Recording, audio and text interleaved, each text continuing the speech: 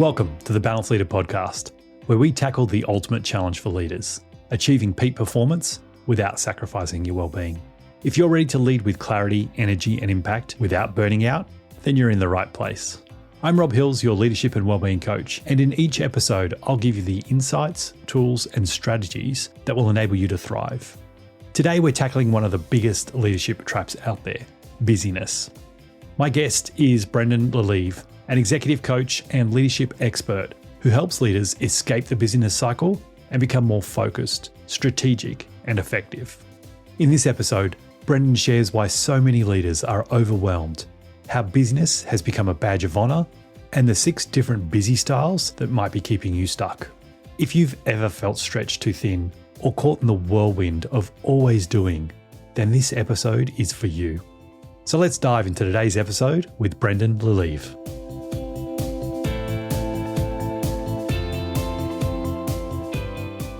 Welcome, Brendon, to the Balanced Leader podcast. Thank you so much for joining us today. Thanks for having me, Rob. Good to be here. I'm really excited to have you on the show today, Brendon. You and I have known each other for about, I think it's about 8 years now.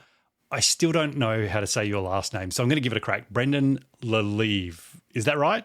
Yeah, that's how I say it.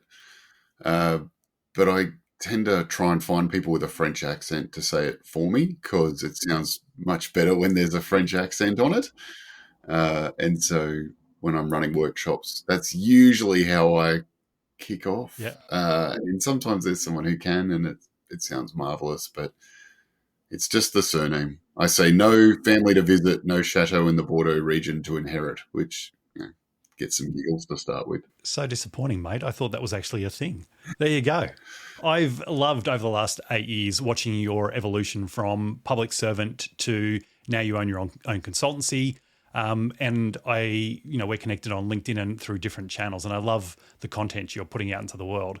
But before we jump into any of that, can you tell listeners a little bit about your background and how you came to do what you do?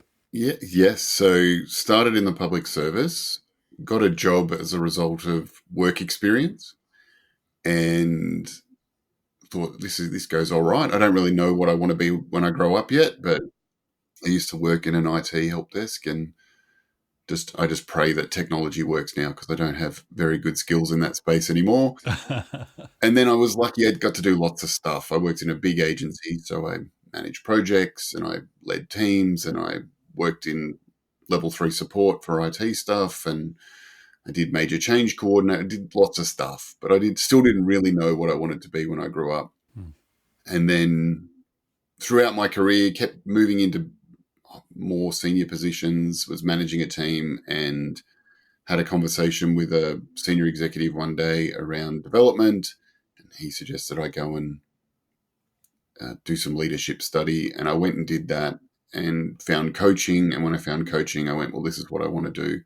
And so I have navigated my way into being an executive coach and running workshops on leadership now, and very often pinch myself to say, how good is this that I get to spend my time doing this and working with leaders to help them be better leaders. So is most of your business then around the executive coaching piece and then some of that leadership piece as well? Yeah, it's sort of the slider moves. Sometimes it's more coaching, sometimes it's more workshops, and I enjoy both. So I don't mind kind of where that slider sits. Yep. I like the workshops because you can build good communities of leaders that can share challenges and opportunities and strengths and what have you. And I like the one-on-one coaching because it's more targeted and more, what do you need? And one of the other areas of interest I know you have, because it's one that you and I share, is HBDI, so the Herman Brain Dominance Instrument. And that's how we met each other. That's like we were doing our certification training back in 2016. And I fell in love with that tool and still use it to this day. And I'm like running lots of workshops using it. Is that part of what you do as well? Yeah, I really like that tool because it gives people insight into themselves.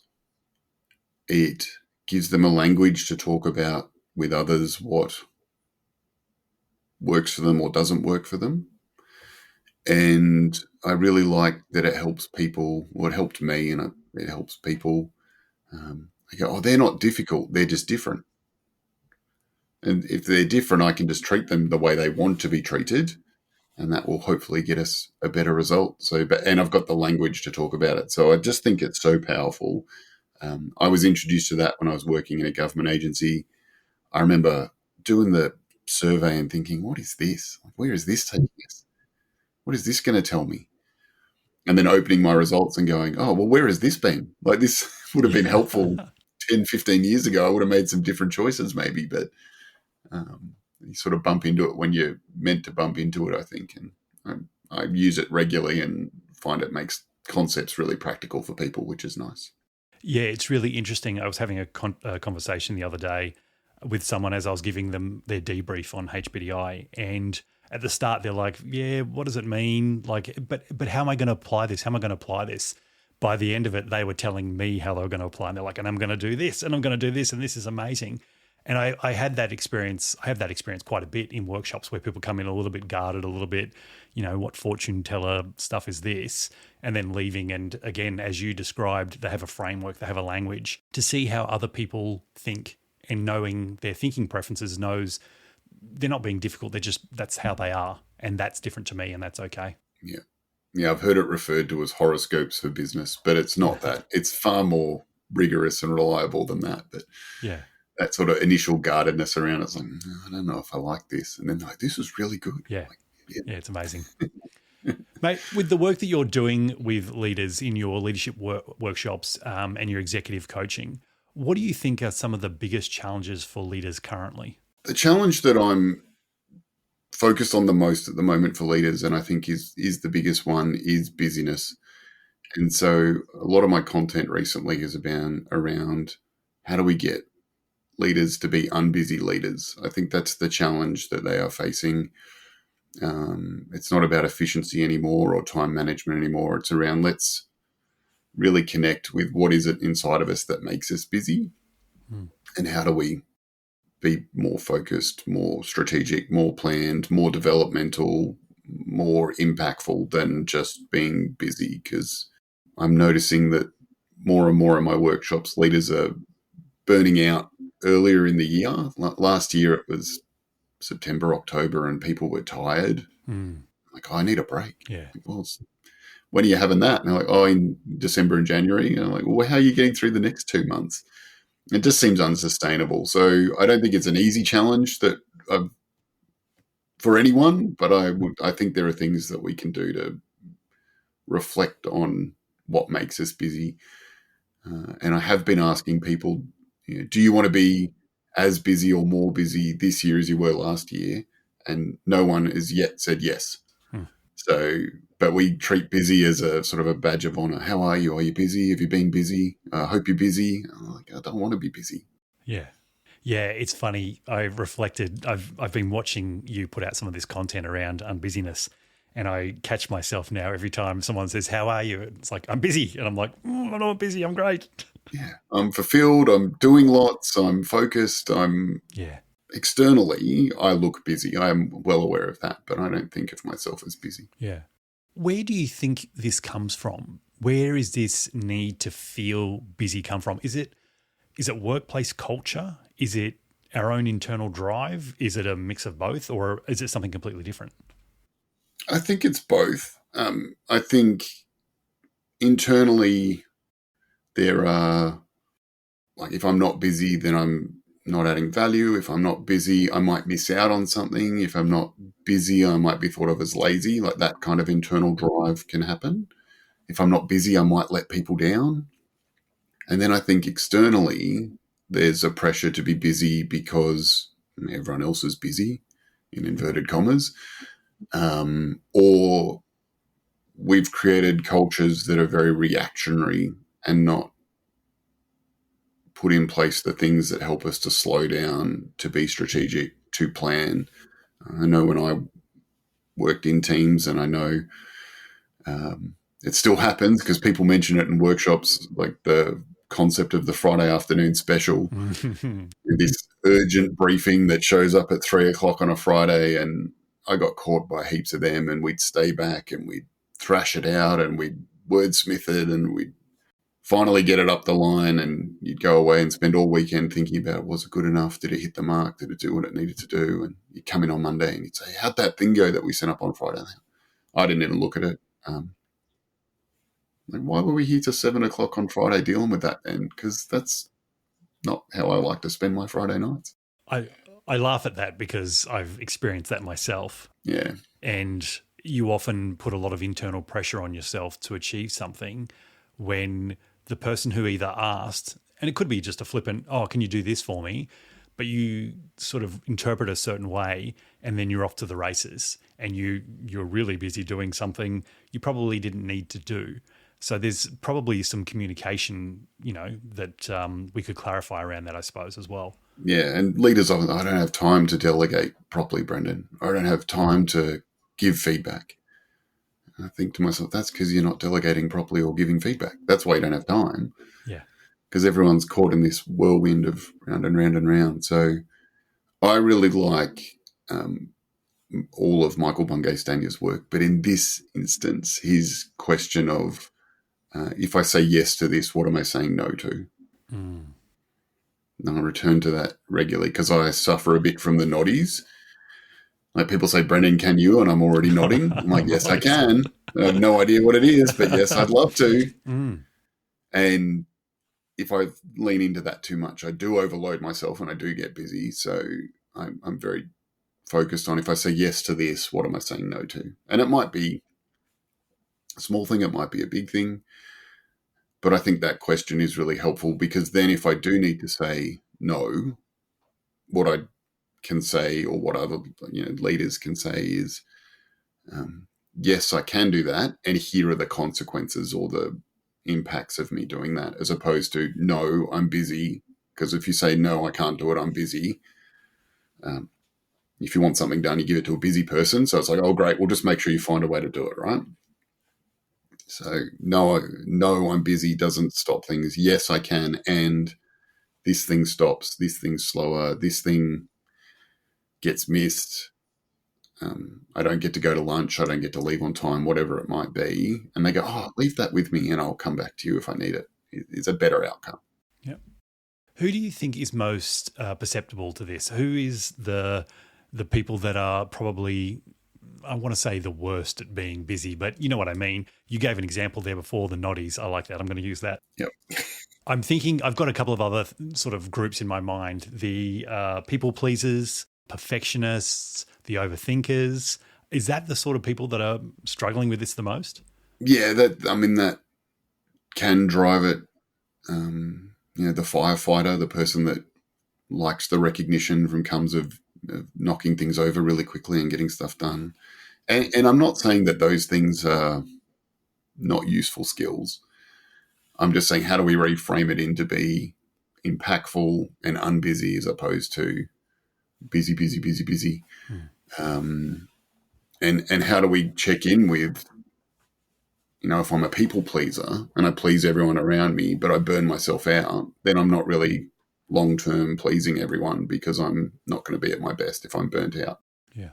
Or if I'm an overthinker and a perfectionist and everything has to be perfect before it gets out the door, then nothing really gets out the door. And, what is 80% good enough? And I know we have a funny relationship with good enough. Mm. Oh, it's got to be perfect before I let it out. But my thoughts are is you don't get feedback until it's out. Yeah. So get it to 80%. That's a good effort. Get it out and then learn from that. Yeah. Rather than trying to get it to 100% by yourself, and it's never going to get there. Yeah. Well, and I've got another category for you, the massive ego, because I'm listening to you and I'm going, that's me, right? I want it to go out perfect the first time. And the amount of times I've done something, redone it, done it again, not really socialize it broadly, but just checked again, ended up taking a lot of time. I'm not sure I improved it all that much. And in fact, some cases I probably did myself a disservice. The quality probably came down a little bit. So I imagine that might happen a bit too. Yeah. And I think when I do that, like I wordsmith it and I change things around, And I go, oh, yeah, that looks better. I'll leave it for a bit and I'll come back to it. And then come back and I wordsmith it again. It's still not quite right. Mm. And then no doubt I go, I'll just leave it. I'll come back to it. And I come back the third time and I make it what it was the first time. Yeah. It's like it could have already been out. So just kind of letting go of that and thinking, not doing shoddy work and not doing a poor job, but is this actually going to be better if it stays with me for another 2 days? Or is it going to be better if I let it go and let my team of people or my stakeholders say, oh, could have done this or you could have done that or should have added this in? Yeah, next time I will. Thank you. Yeah. You mentioned before badge of honor, and I see that a lot in workplaces. Like busyness is a badge of honor, but already I'm hearing from you there are risks. There are risks to being busy all the time, and the one you mentioned that sort of stood out the most is probably burnout. And I think that's something we're seeing a lot more in the workplace. So what do you see as some of the greatest risks if we don't do something about this as a culture? We've got two responsibilities here. We've got responsibility as a leader to ourselves, to our family, but I think we've also got responsibility as a leader to our team and our organization. What are the risks? What should we be looking out for? And I think that's why it's the next challenge for leaders is to create unbusy teams. So the organization might remain kind of busy around you, but if you can create a little pocket of unbusy, reduce the risk of burnout. Ironically, in my experience, it actually makes you more productive if you're not busy and you get more done. It creates space for opportunity. I think we miss things because we're so focused on the busy that we don't pause and think about, well, what are the other ways I could do this? What's the new way I could do this? What's the opportunity that presents? And like it creates space for people to do their best work, to do the development activity that they need to do for themselves to be better, to have time to build relationship and create psychological safety, and trust and all those things that just allow us to actually perform at our best without the busy. This journey started, I read a Harvard Business Review article, and it started by saying that there was a person who had immigrated from a non-English speaking country to an English speaking country. And they thought that busy meant good because every time they asked people how they are, they said, oh, I'm busy. And I was like, oh, dear, isn't that language important? And then I just started noticing it like everywhere. Are you busy? How are you? Oh, I'm busy. I'm like, and I still catch myself when I don't quite know what the reframe is, which is why I'm in the unbusy. Let's get unbusy. Yeah. You're learning as you go, I suppose. Yeah. It's interesting. I hear what you say about productivity, and I think that's really interesting. But I still imagine there's people who are type A personalities who are listening to this going, what do you mean I can't be busy? Or, I've got to be busy. Otherwise, who's going to get the work done? What would you say to that type of person? So I think the first framing is, what is the work? And why is that work being done? I bump into so many people that say, oh, but Brendon, we've always done it this way. And my initial reaction to that is, well, show me the piece of paper, the legislation, the policy, the procedure, the document that tells me why you're still doing it that way. Because in the grand scheme of things, always is not that long. Yeah. Like this organization's existed for 10 years, Brendon, and we've always done it that way. Well, 10 years is not that long a period of time to begin with.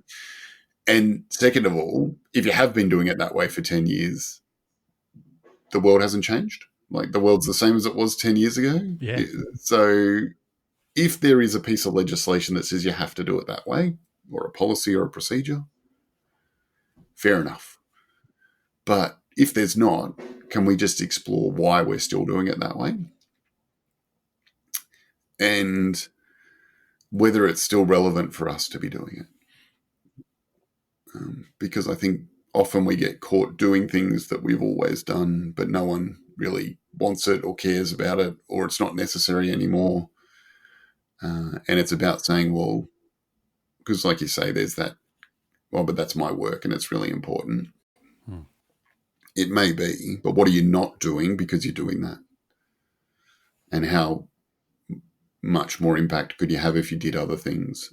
So I think there's that check-in point, first of all, around what the work is and what impact you're trying to have. And then there's the, why is that work important to me? Yeah, and I think as leaders, again, we have that responsibility to the people around us and the people that we're leading, that they see us not being busy all the time, making space, putting our mental health and well-being first as a priority. And I think if you're constantly running around busy, busy, busy, people are getting a different message than what you may have internalized yourself. So it's really important that you sort of stop and look around and see how you're showing up in the world and how people are seeing you and perceiving your actions. Yeah. And I find that if I engage in some of that self-care stuff, I actually work more efficiently anyway. So if I'm wrestling with a challenge and I can't work it out, I can sit at my desk or my keyboard and kind of bash my head against the screen, and I might bump into the answer. Or I can go outside and garden or go for a walk or go to the gym. And like 10 minutes in, I'm like, oh, that's how I fix that. Mm. So that may not appear, quote unquote busy.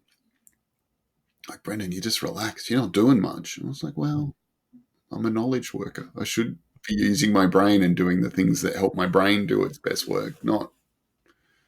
And running between back to back to back meetings is not helping my brain do its best work. So Yeah. let's try and be really diligent around, why am I in this meeting? What do you want from me in this meeting? Does this meeting need to go for an hour? Because that's an easy kind of time save. That I did a poll on LinkedIn and said to leaders, like, over the last 2 weeks, I think it was, how many hours a day have you spent on average in a meeting? And 4 kind of was where it landed. I thought, oh, that's interesting. Isn't it? Like 4 hours a day in meetings. And math's not my strong point. So jump in at any point if I get lost here, because it's probably going to work better for you. But if we make those hour meetings 45-minute meetings, that saves us an hour a day. That's 5 hours a week. Let's call that 20 hours a month. Mm-hmm. So that's 240 plus hours a year, which is ridiculous, as long as my maths are sound. It's really good. I mentally checked it. I'm pretty sure it's right. So, yeah, it's almost shocking when you go, but it's only 15 minutes. But it's the multiplier effect. So if we make our meetings 45-minute meetings, we're still going to get done what we need to get done. And we're going to save, like, that's 10 whole days. So that's a month of work a year, which, like, I struggle with the logic of that, but that's where it gets us to. And like, I don't have time. I'm like, okay, there's a heap of time for you if you make a small incremental change to how long your meetings run for.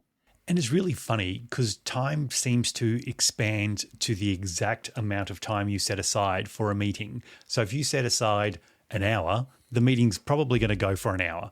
If you set aside 45 minutes, the meeting will go for 45 minutes. It might be a little bit quicker, but it will still get done. I love the idea of shortening meetings, and I hate hour-long meetings, particularly when you're going hour-long meeting back to back to back and you're not having any time for a break. So I think if leaders can start scheduling more 45, 50-minute meetings, or just schedule a 45-minute meeting, let it go a little bit long if you need to, you're going to get that sort of break in between, that pause where you can, recalibrate, where you can take a breath, you can walk around the block quickly or whatever it is, go get a glass of water before you jump into the next one. And this, I think, particularly during COVID, but even more so as we work from home, is an opportunity to stave off Zoom fatigue, because you're not just always looking at a screen. Yeah, because at least when we're face-to-face, you might get to go back to your desk, or you might get to go to a different meeting room. But online, it's just a conveyor belt. They just click out of that, and I click into that. Oh, I'm at my new meeting. Hi, everyone. This is my 4th meeting in a row. Like, no one wants to. Yeah. No one does their best work in that space. So I think as a leader, if you're creating 45 or 50-minute meetings, you create natural breaks for people. Let them, as you say, reset, recharge, rejuvenate, and get ready to go for the next one. Yeah, I love that. Mate, you've started to build a framework around the Unbusy leader, and I've noticed that there are 6 styles that you talk about. Do you want to just run us through what they are and what the alternative could be, perhaps? Yeah, so I've been thinking, like, what is it that makes us busy? And that there's 6 styles. So there's the thorough overseer, which is a bit of a reframe on micromanager, because I think micromanager has a bad rap, and A thorough overseer seems it's kind of more what it appears to me. So that's little bit more gentle. yeah. Let's check all the details. We won't let things go. There's the perfectionist, which does what it says on the label. The overcommitter, so that's the noddies. Yes, yes, yes, yes, yes. The task saturated, which is you're just bombarded with stuff to do, and a lot of that is going to potentially be, Friday afternoon specials that don't actually have that much impact. There's a people pleaser, whereas I've got to make sure everyone else is happy, but not worry too much about the impact on me. And then the firefighter, like there's emergencies everywhere. We have to react. We have to solve them all. So my encouragement to people is to try and reframe how they see themselves in this unbusy style. So instead of thorough overseer, let's bring some strategic visionary approach to our leadership. So big picture, let's make things happen. Let's empower our team. Instead of the perfectionist, my reframe there is efficient achiever. So get stuff done efficiently. So balance high standards with speed. The overcommitter becomes the purposeful prioritizer. So we can't do everything. We have to draw a line somewhere. And, it's a bit of an arbitrary line, really, as to where the resources stop and we end. So that's if I say yes to this, what am I saying no to? And then be comfortable with the what I'm saying no to. Task saturated is balanced executor. And the reframe there is that's more externally driven than the internally driven overcommitter. The overcommitter is I need to do it for me, and the task saturated is everyone just keeps piling stuff on my plate, is how I split those two. Instead of a people pleaser, assertive collaborator. So how do we build strong relationships and networks, but do so in a way that empowers us and them rather than damaging is the wrong word, but us burning ourselves out for the benefit of others. And then let's solve problems proactively instead of jumping from emergency to emergency, chaos to chaos to chaos. We can see some of these things happening. Let's put a bit of a plan in place, and I don't know, to extend the analogy, if it's not too much, maybe do some back burning, maybe do some forest management, maybe look after the things that we need to look after in the off season in order to work better when the emergencies do happen, because they are going to pop up. But I don't think, and I hope that we don't see leaders continue to operate in that environment where it's just emergency, emergency, emergency all the time, because it's not good for anyone.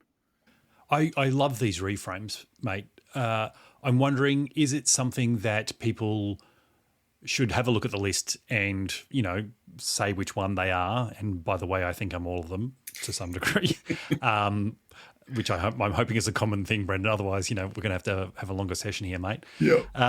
But is it just the matter of saying, instead of calling myself a perfectionist, I'm now going to look at myself as an efficient achiever? Is it mentally reframing it in your mind? Yeah, the reframe's important. That's where I was hoping this would go.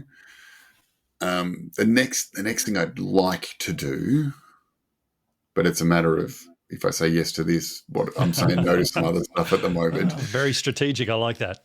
I'm working on it. Yeah, I'm a work in progress. I'd like to create, and I'm working on creating, so patent pending, kind of diagnostic tool to help us work out where our busy comes from. Yeah, right. And then where we should focus our efforts in order to reframe it with some really practical, implementable tips and thoughts about what next. So part of me putting those reframes out there is to kind of sense check them with people. You know, is this the 6 types? Should it be 5? Should it be 10? Like, are these reframes landing for people? And then look at how do we measure it? How do we identify? What are the characteristics of these different styles of busy, and what would I like to think of instead? Well, mate, and if you ever do get that set up, let me know. I'll be your first customer because, like I said, there's a few there I see on my list. Yeah. What do you think people can do if they feel themselves succumbing to the busyness trap? So they might be going about their day and they start to feel a little bit frantic, and they notice it themselves. They're running from task to task. They're being a firefighter. There's always an emergency. What should they do? What are the tactical things they can do to help them? So many. Which one do I? And so individual as well. But I hear you. It's an important question. So I think, like the first thing is to recognize it, because sometimes we get caught in it. We don't even realize what's happening. I benefit from a few things. So I have outsourced a lot of my thinking around important activities to me to my calendar.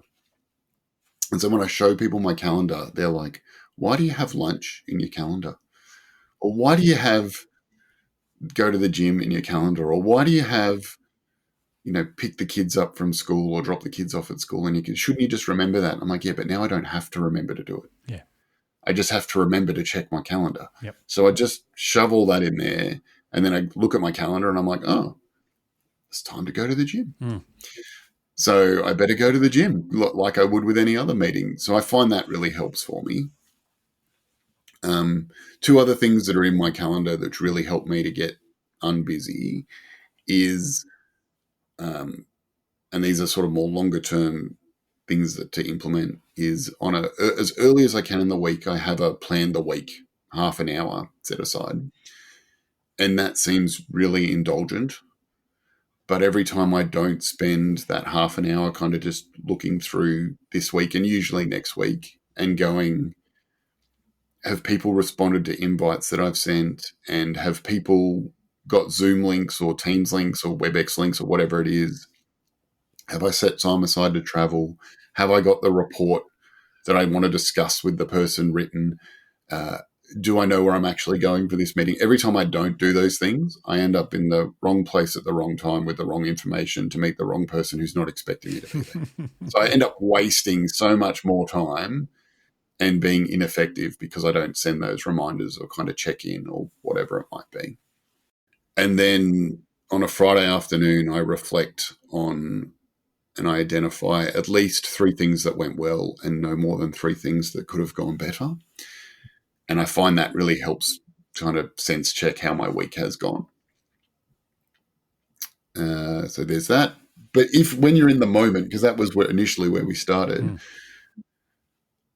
I think like just recognizing it, stopping, and there's a coach that I do a lot of work with who has this beautiful question, which is, what's required of me right now? I love that. And just return to that. So I think that's such a beautiful question. It's got so many applications. She asks me it regularly, or she might even ask, like, what's required of us right now? Like, what do we need to do? And I just think, God, that's a good question. To just kind of work out where I should be and cut away some of the fluff, and what is required of me right now might be that I just go and fill my drink bottle up, or I go and have a difficult conversation, or I just sit for 15 minutes and do some mindfulness, or whatever it might be. That might be what's going to be best for me right now. Yeah. There's some great suggestions there. I love I call it the mind sweep, which is what I do on a Friday afternoon instead of a Monday morning, but really like plan out my week. I'm an absolute convert for putting everything into the calendar, blocking out what you prioritize gets done. And if it's not in the calendar for me of that nature, it won't get done. And I love this, what's required of me right now, because I think often I'm feeling anxious and frantic and busy because I think I've got 15 things to do. And I probably do, but there's only really one thing I can do at a time. So what's required of me right now might be a great way for people to come back to the center and go, okay, what's the thing? What do I need to be focusing on? So I think that's a great reframe. Mate, I want you to get out your crystal ball for me. So let's look forward 5 to 10 years from now. There is a workplace revolution because you've gone viral and people no longer wear busyness as a badge of honor. What does the workplace look like if everyone is no longer running around like headless chooks being busy?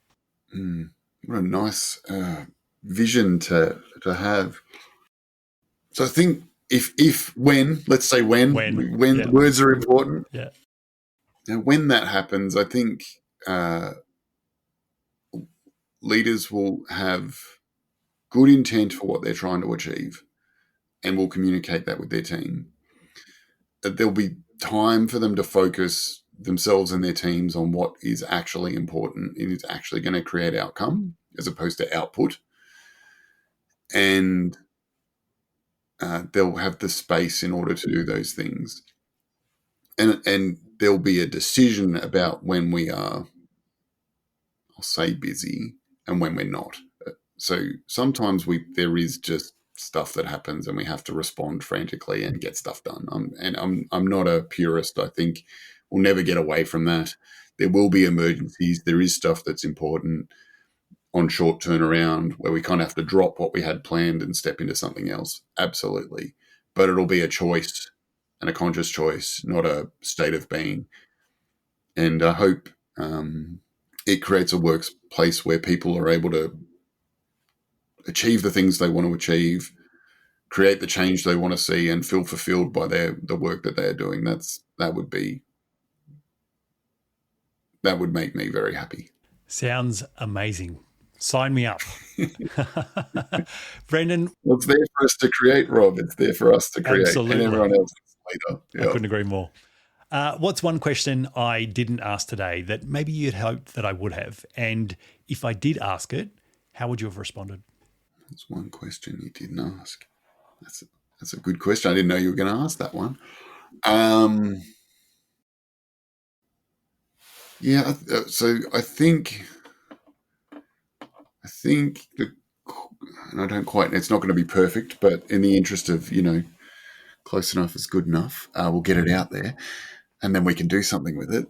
There's a question around my own experience with busy, and how I identify it, or how I manage it, or how it's shown up in the past that now makes this such an important thing to me. So that's a clunky question. But I think, like I did say that from an external perspective, I can look busy, right? So I'm a dad, I'm a small business owner, I manage 2 baseball teams and play in one myself. I sit on boards for a couple of organizations. I'm an active member of the coaching community in Canberra. I do improvised theatre training once a week and perform. Like there's a lot. I'm well aware of that. But because I'm in control of it, I don't think of myself as busy. I just think I like to have a lot on, but I'm not busy, and I meet the obligations and commitments and things that are important to me that's around all of that. But when I don't, and I do get busy, I know it definitely has an impact on me, and I find myself starting to look for when's the next holiday, when's the next break, when can I get away from stuff. I have been caught a couple of times, standing barefoot in the kids' sand pit out the back because it's got Sydney beach sand in it, so it's kind of like a little trip to the beach without having to go too far. Yeah. And so when I notice that in myself now, and I'm not having the impact that I want, and I'm not looking after myself and role modeling myself the way I want to others, in particular to my family around this is what I think we should be aiming for. Then there is that opportunity for me to reset and start culling things out of my calendar and saying that'll have to wait, or I'll have to do that later, or I'm not going to do that anymore, etc.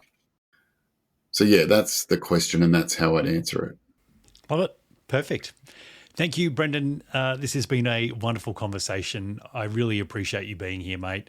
And I'm committing to you right here on air. I am going to be an unbusy leader. So I'm joining the revolution. Mate, if people want to connect more with you and find out more about what you're doing, how can they do that? So LinkedIn is a great place to stay connected for me, and you'll get to see kind of the things that I'm putting out. Across the year, I'm trying, and so far have achieved putting a piece of Unbusy leader thinking out on every Tuesday. So jump in and check them out when they show up on Tuesdays. Or the unbusyleader.com is where you'll find me thinking around busy and unbusy and how we should aim to move towards unbusy. Amazing. I'm looking forward to watching it all evolve, mate. So thanks again. Appreciate it. Thanks, Rob. Thanks for having me, and welcome to the revolution. It's good to have someone on board. Love it.